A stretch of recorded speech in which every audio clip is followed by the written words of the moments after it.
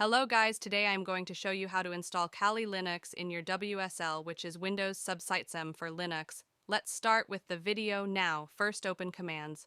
Prompt in your search button, type WSL. Install to install WSL in your machine first, then type WSL, install.